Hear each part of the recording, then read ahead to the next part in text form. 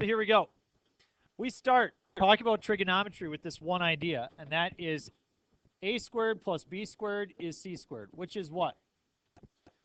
Pythagorean theorem. From the Pythagorean theorem, we can generate all of trigonometry. Pythagorean theorem is so powerful in its relationships and what it extends to. And the first thing that we're going to talk about that we're going to need in order to investigate trigonometry, because the first time when you think of trigonometry, you guys think of like sine, cosine, tangent, right? Think like SOHCAHTOA and think of solving triangles and stuff like that. That's just a very small part of what trigonometry is, okay? And really the basis of trigonometry comes from what we call the unit circle. And a unit circle is a circle with center 0, 0, and a radius of, if it's called the unit circle, anybody want to guess what you think the radius is? 1, because it's 1 unit. Does anybody remember the equation for a circle? X minus h quantity squared, y minus k quantity squared is r squared, where the center was hk and the radius was r. And if the center was 0, 0, if we plugged in 0 for h and 0 for k, we would just come up with x squared plus y squared is r squared, correct? So therefore, the formula for a circle is the same thing as the Pythagorean theorem. We've gone down that road before, haven't we? So therefore, the unit circle stems from the Pythagorean theorem. It's just that the radius is 1. So the formula for the unit circle is x squared plus y squared equals 1.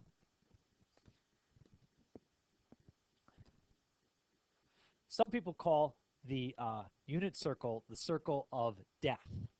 They come to hate it, like although it's like part of Dante's Inferno or something like that.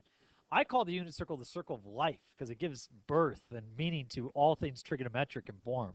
So call it what you want, but the circle of life, it's a great thing. We love it. So what we're going to do first is we're going to look at the unit circle, and I want to be clear.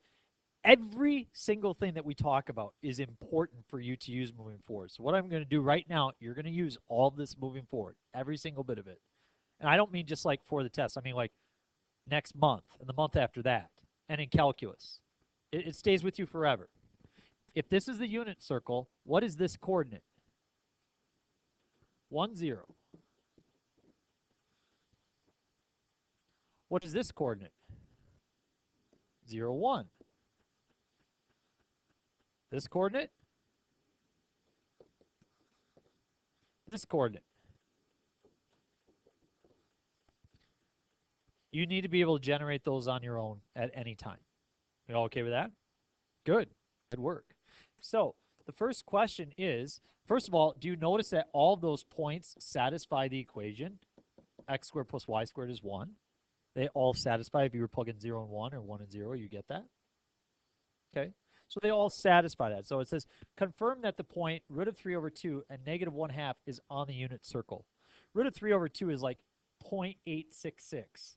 And negative 1/2 is negative 0.5. So if we were to actually plot that, it would be probably somewhere right about like right here, okay? So we want to see that that point actually sits on the unit circle. If it sits on the unit circle, it should satisfy the equation. Well, let's see if it does. We take the x value and square it. Root of 3 over 2, quantity squared. Plus negative 1 over 2, quantity squared. And we should get 1. If it satisfies the unit circle, we should get 1. Square root of 3 over 2 squared. What do you get? Yep, square root of 3 squared is 3, and 2 squared is 4. So we get 3 over 4. Then square the top, and I get 1. Square bottom, I get 4. 3/4 plus 1/4, is that 1? Sweet! It satisfies the unit circle. So it is a point on the unit circle. Any question there? Let's look at the second question. It says point P lies in the third quadrant, and the x-coordinate is -2/5. So we have a point somewhere here called point P, and we know that the x value is -2/5, and it wants us to find the y value. Find point P, find the y value. Any ideas how we'd come up with the y value? Yep, -2/5 squared plus y squared should then be equal to 1. Didn't realize you and Mad Dog Shy were such good buddies. So now I know. All right, you show dogs. Are you serious? My wife judged this 4-H state dog show for years. Yeah, she's got so many awards. She won state like 25 times. But I don't want to brag or anything. Well, she won for showmanship, so. Oh, you're not in showmanship. Okay, stop doing that. Oh, wow. Oh, gosh. All right. Holy cow. You don't know her anymore. We're done. Okay.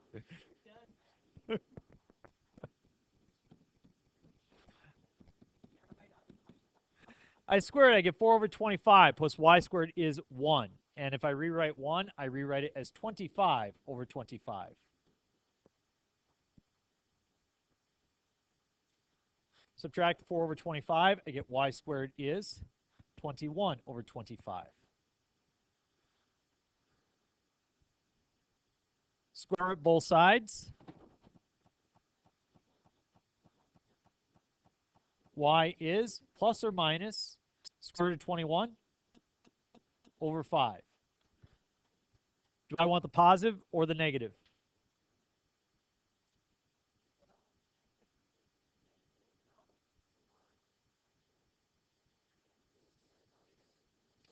It's in the third quadrant, so both the x and y are negative, so it's negative square root of 21/5.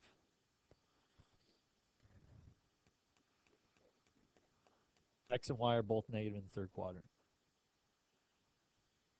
Got it? Good. Good job. All right, flip it over. That's your introduction to unit circle. We're going to build more on the unit circle over the course of the next couple days. The circle of life, as I like to call it. It's an amazing thing. You're going to love it. But first, we need to talk about something else that helps us understand the unit circle. As we travel around the circle, we travel to different degree measurements, different angle measurements. So we need to talk about how we measure angles. Now, we measure angles two different ways. One way is using degrees. One way is using radians. You like degrees because that's what you understand. But here's an example, okay? If I were to drive from here to Owatonna, I would measure my distance in what?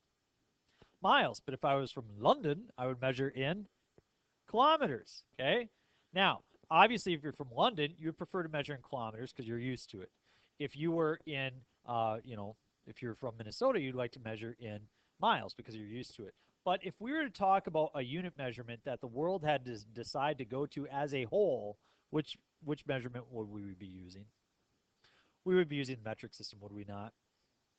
I mean, let's agree, right? That's kind of what it's like here, folks. Degrees, yeah, it works for some of us, but overall, radians is just a much better thing. Kind of like the metric system is just, better to use. Radian measurement we use all the time in mathematics and all the time in trigonometry. The problem is you don't know what radians are. You're like, well, is a radian like 3 of the degrees or 5 of the degrees? Like 1 yard is 3 feet, right? And 1 mile is 5,280 feet, but 1 kilometer is like 1.6 or 0.6 miles, right? So it's like, what's the conversion back and forth? Well, I'm going to try to teach you that. A degree measurement, 1 degree, instead of writing degree every time, we write 1 and we put a degree symbol by it. And it's 1/360th of the circle. I mean, that's how you think about 1 degree, right? But if I asked you to think about 1 radian, what would you do? And here's what you would do. Here's what you want to try to wrap your brain around. 1 radian, okay, that's just a little sliver. 1 radian occurs when I take the radius, or that length, and I wrap it on the outside of the circle. So, for example, I'm going to wrap something around the circle. what I just wrapped around the circle, was that more than one radius, less than one radius, or exactly one radius? What do you think? It looks like a lot more. It looks like there might be 3 or 4 of those things put together, huh? Yeah, that was definitely way too many. What if I do that amount? Is that more than one blue line, less than one blue line, or the same number? It's definitely less than, right? So I need somebody to have the star quality of risk taking and step up and tell me when I have wrapped exactly one radius on the outside here. Who can do that?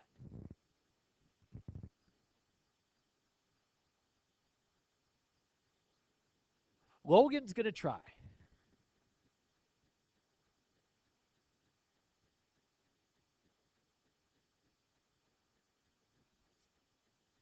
Kind of carried on a little bit there, didn't it? That's probably when he told me to stop. What do you guys think? A lot of people told me previous hours to draw to there. Do you think that that would be right? That would be too many, right? Yeah. So some people say, well, just cut it right in half. Well, that looks like that looks like less than it, doesn't it? So Logan went right about here, and he's the first one to do it correctly today. Give him a round of applause. Okay. Golf clap for the golfer. Okay. And so one radian is approximately like 58 degrees. But it's not a very nice conversion. But I'm going to show you how to do the conversion. But here's where you got to think about a little bit. So this is one radian right here. So this angle measurement is 1 radian right now. Theta is you guys seen theta before? Okay, theta. It's the letter for TH in the Greek alphabet.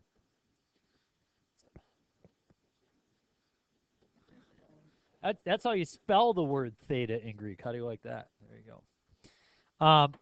Okay.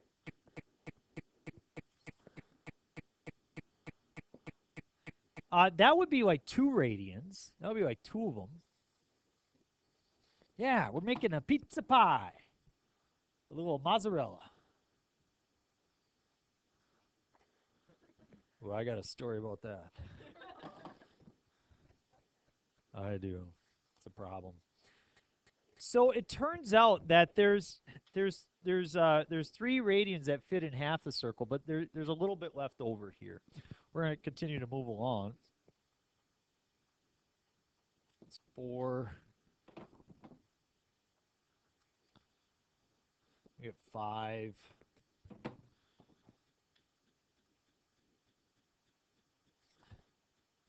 We get 6. Turns out that there's that 6 of them fit in a whole circle, but a little bit more than 6. A little bit more. Yeah, it's not a nice conversion at all. Well, I guess that's depends on what your perspective is of nice. I'll try to make it nice for you. Are you ready? There are more than 3, but less than 4 radians within 180 degrees. Anybody think of a number that's slightly more than 3, but less than 4? Pi.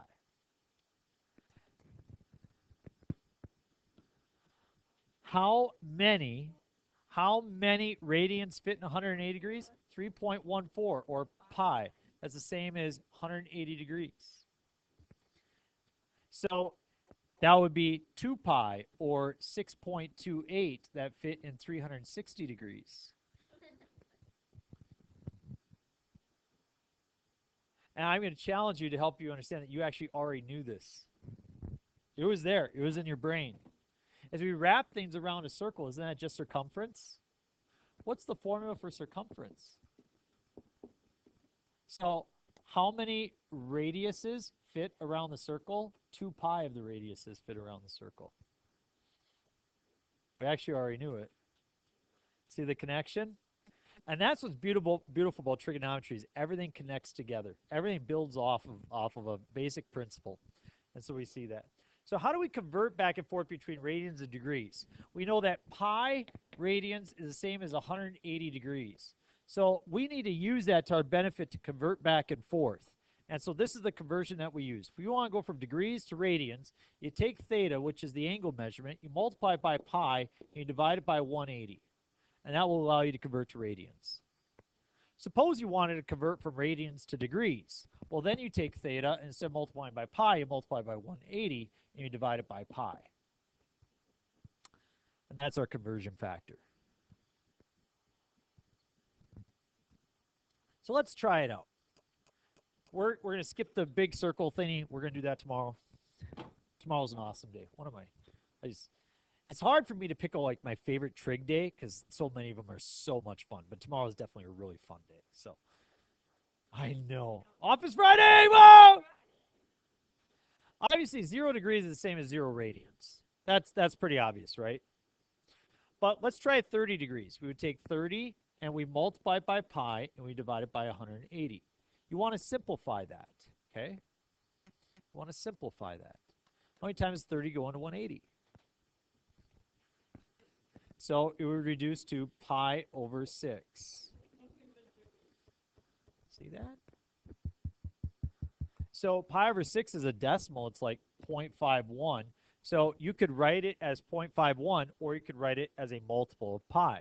And in this case, it can be written as a multiple of pi, pi over 6. Or 0.51 radians, about half of a radian. A lot of people think that a radian only happens when you have pi involved in it. 0.51 is a radian as well. Anything that doesn't have a degree symbol, there is a radian. 105 degrees, I go 105 times pi divided by 180. Oh my gosh, what are they both divisible by? 5? They both divisible by 5? 105 divided by 5 is what, 21? That's 21 pi over, and then 180 divisible by 5. 36. So those are both divisible by, what, 3? So what do we got? We got like 7 pi over 12. If you can't do the mental math, you can go take your handy-dandy calculator. You can turn it on, and you can do 105 divided by 180, and you hit that special math button and hit convert to fraction. That's 7 pi over 12. I showed you guys that before. You were sleeping in class that day. Remember? Remember that? Math, convert to fraction? You don't remember. Let's try 685 divided by 2,000. And we hit math, and we convert to fraction, and you get 137 over 400. Isn't your calculator amazing? Well, yeah, that does happen. If you take, like, say, 17 over 5, and you hit math, convert to fraction, it's 17/5, right?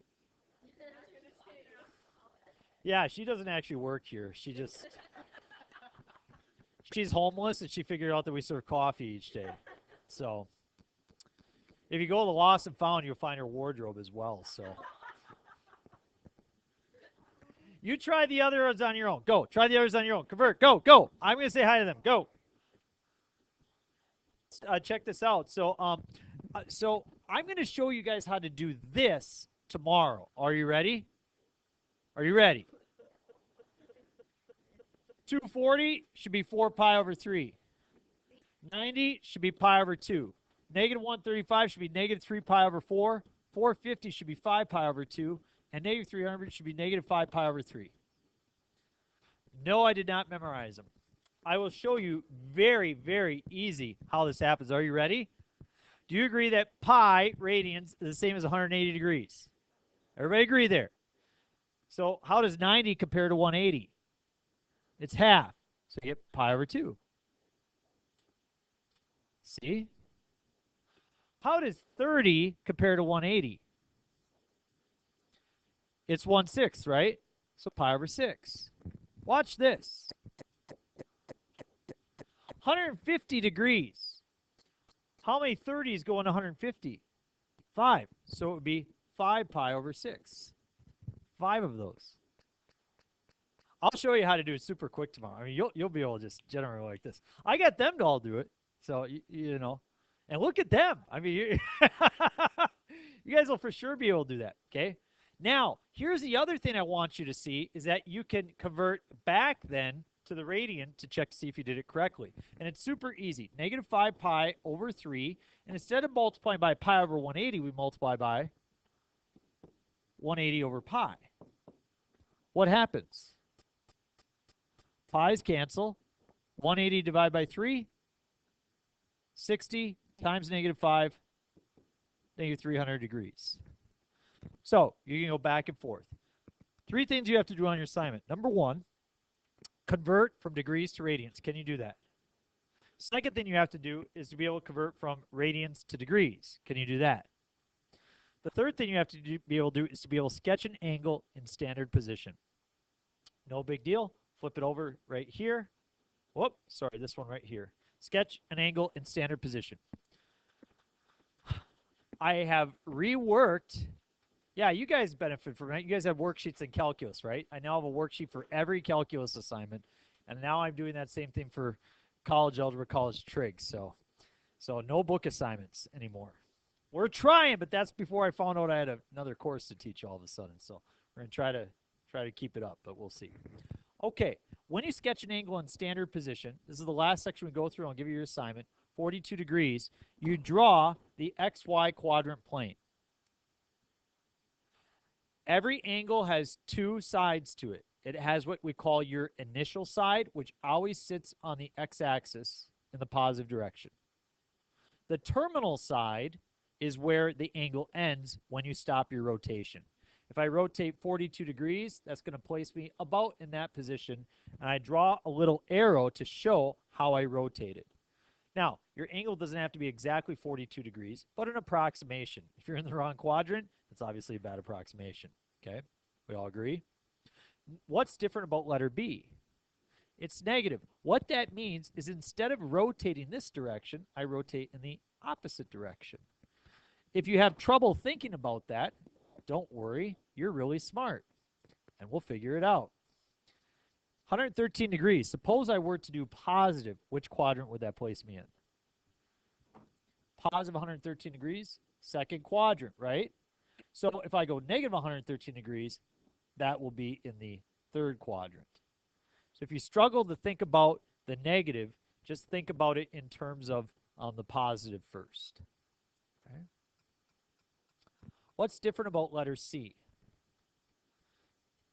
So these are degrees. This is radians. You have 2 options. You can either sketch it using radians, or you can transfer it back to degrees. I'm going to do it in radians.